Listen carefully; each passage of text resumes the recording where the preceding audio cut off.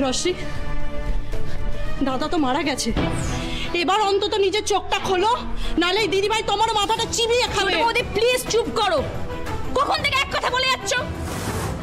বৌদি ভাইকে বলতে দাও। শুনতে চাই না আমি ছোট পি। ভগবান যে কেন আমাকে তোমার মতো একজন মহিলার মেয়ে করলো কে জানে।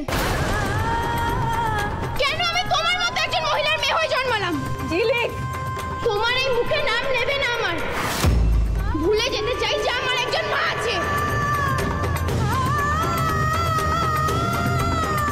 ভগবান কেন তুমি আমার বাবাকে তোমার কাছে টেনে নিলে?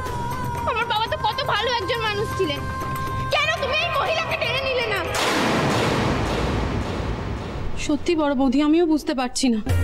ঝলমল না হয় বাচ্চা, ও বায়না করেছে, কিন্তু তুমি তোকে কিছু একটা বলে বুঝিয়ে দিতে পারতে, ভুলিয়ে রাখতে পারতে। কেন এমনটা করতে গেলে বলো তো? এবার কি হবে?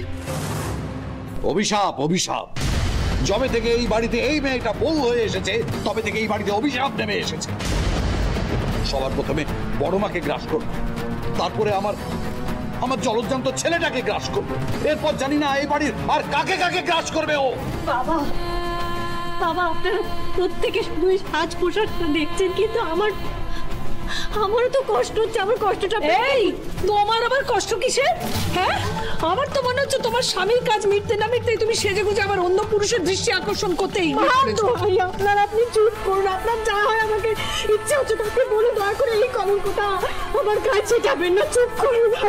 আবার বড় বড় কথা, বড় বড় কথা তোমার মুখে।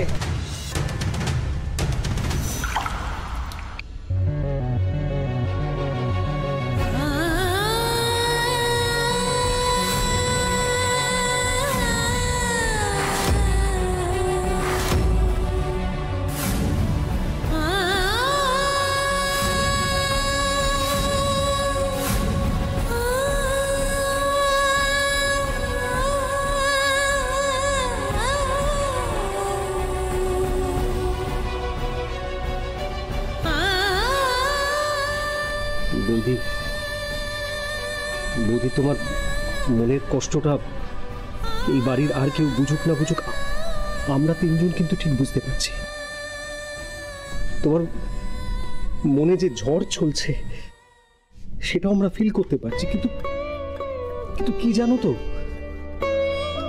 তোমার কাছে একটা অনুরোধ আছে, আমার হাত জোড় করে অনুরোধ আছে।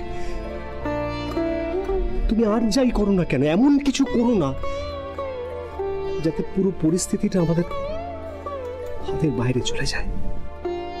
হ্যাঁ, আমরা